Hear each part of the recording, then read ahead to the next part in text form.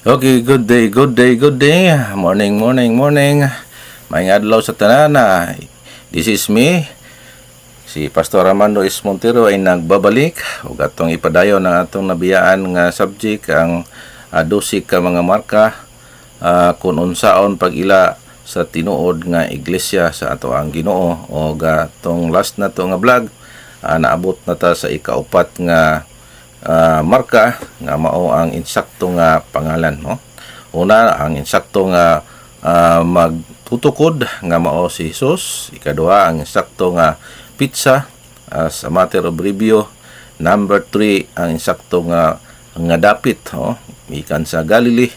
O ang insakto nga pangalan o nga mao ang Cabinet Missionary Baptist Church o gatong na isa-isa og na na-define nato nga unsa ang kining gitawag nga cabinet og ang atong Dios kabinante na gina sila, di na sila pwedeng mag-away, nagkasinabot gina sila, no? Ang Dios Amahan, Dios Anak ug Dios Espiritu kay managsama ra sila power og missionary pod ang kanang amahan mga kaigsunan sa ato ang makita dinhi. So ato nang ipadayon ang sumpay kanang mahitungod sa pagka-missionary mga kaigsunan. Now dinhi ato nga makita mga kaigsunan nga ang amahan na missionary pud siya, no? Kay matud pa sa Exodus 3:14 nga ang nagpadala sa amahan siya ang iya harapod nga kaugalingon, no? Mao nay ang gitubag ni sa amahan nga diin si Moses nangutana, no? Kinsa man ka. So nagpaila ang amahan og siya ra po'y nagpadala sa iyang kaugalingon. Kung imo mabasa diya sa Exodus chapter 3 verse 14. Ang Dios Anak missionary gihapon kaya to naman ning nabasa ining Juan 20:21 ingon nga pinadala ako sa amahan, so ako usab kamo nga ipadala. Mo na statement nga atong makita diya sa John 20 verse 21. Missionary ang Dios Espiritu tungod kay ang nagpadala sa balang espiritu sa John 15:26 mao gyapon ang amahan. Missionary si Juan kay ato na ning nabasa ang John 1:6 nga there was a man sent from God whose name was John. Og sa Mateo 3:1 na ilhan na nga unsang klase si Juan, usa day siya ka Baptist.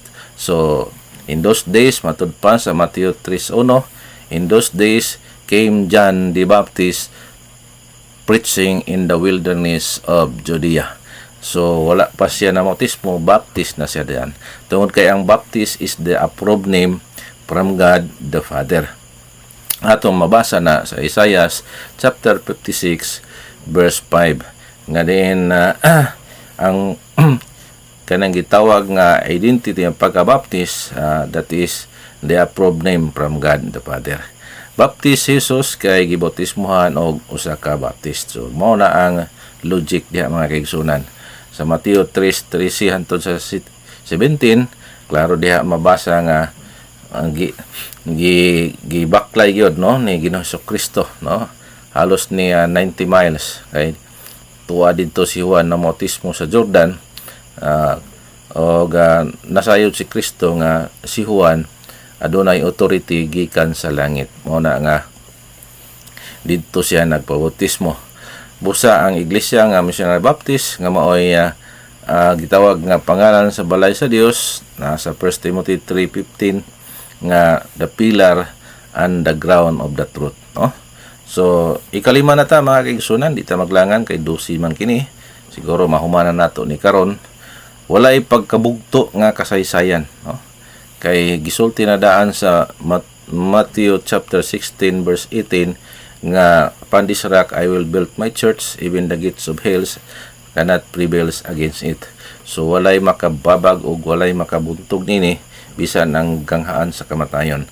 Mateo 28:15 sa 20 nga ngayon dito nga panlakaw kamo giwali ang maayong balita o tudloan niyo ang tanang kanasuran o bautismuhan sa ngalan sa Ama sa Anak ug sa Espiritu o ako magauban kaninyo. I am always even unto the unto the end of the world. So pasalig ni sa Biblia, bisan unsa ang naagian nga mga difficulties sa iglesia sa Ginoo, so pamatuod kini nga wa gini siya na nawala.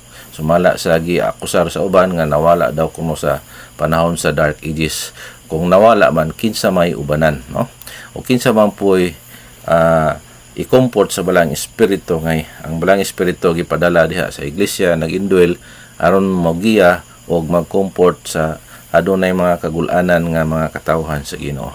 So mura mga kaigsunan, ikaunom ining gitawag nga congregational, no? Congregational, no? Ang panggobyerno. Congregational gid mga kaigsunan, kaya sa diin nawad-an isa ang mga apostoles panahon sa mga apostoles nga nag-suicide si Judas, so nagpili sila o kinsay ipuli. So nagripa sila o nagbuto-buto sila o sisipas mooy na ripahan nga mooy napuli sa lugar ni Judas.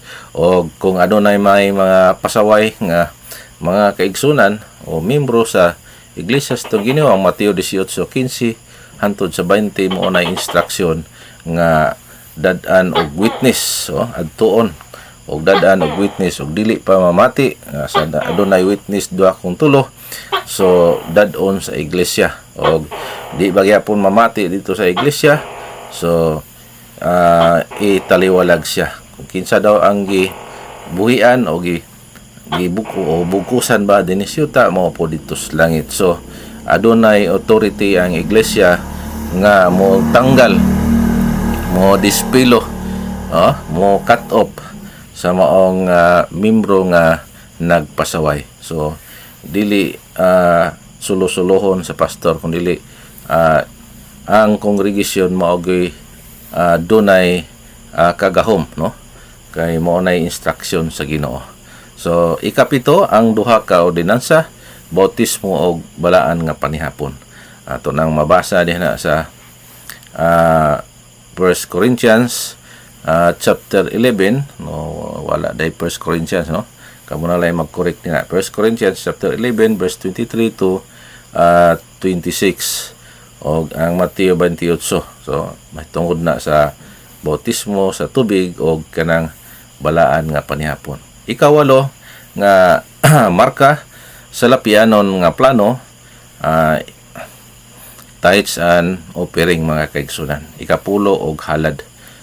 Gibase diyan na sa Malakay chapter 3 verse 10 to 12 og wala na bawal sa iglesia sa tuang Ginoo nga mag-contribute og mga kayo sa mga dili membro, no? Dili na pwede tungod kay adunay plano ang iglesia sa atong Ginoo sa mga salapianon nga bahin nga diin base lang sa mga pagpanalangin sa Ginoo diha sa iglesia niya. Ikasyam ang pagpalahi, no? Kining gitawag nga pagpalain, pagpalahi, no? Pagseparate, pagpalahi sa Mateo 22 versikulo 21. Mao na nga atong masabot diha na the church and state should be inviolable. So ang iglesia sa tuang Ginoo wala gini string attached sa panggobyerno diri sa kalibutan, no?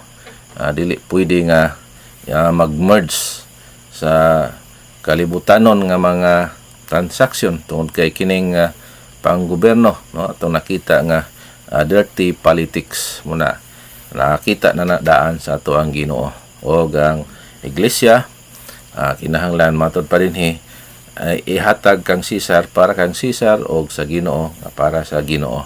So wa po nagpasabot nga dili ta mo pailalom sa panggobyerno diri sa kalibutan tungod kay naagya po instruction na sa Roma 13. So yun na ang mga marka sa pag-ila sa tinuod nga iglesia. Ikapulo ang gituuhan og pagbansay mao lamang ang Biblia. So mao ni ang basihan gyud Biblia, no? Wala na laing libro nga powerful og mo tagos gyud sa imong hunahunag kasing-kasing tungod kay pulong kini sa Ginoo gikan kini sa langit, no?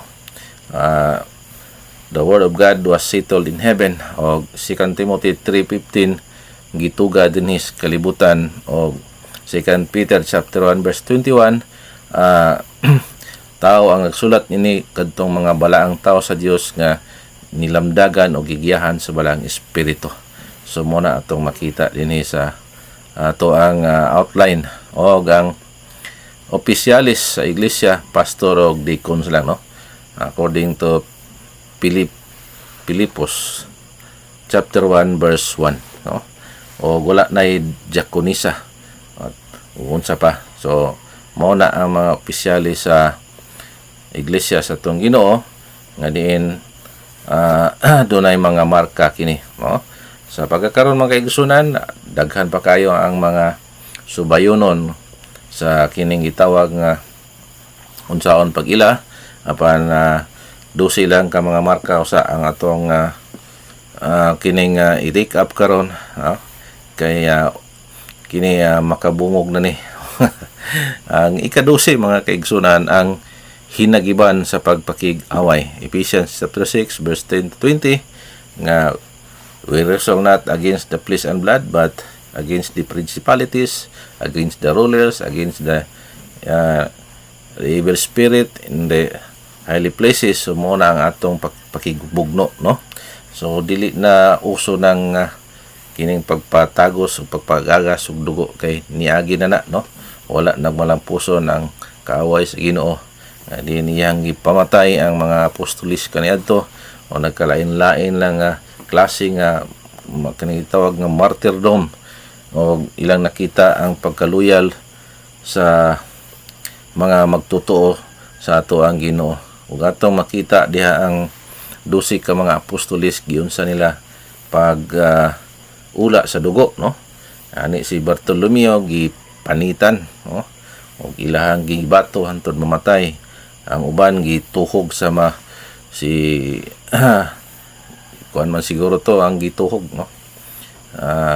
Nalimot na ko, no. Basta ang ubang mga apostolis gituhog sa maong pana.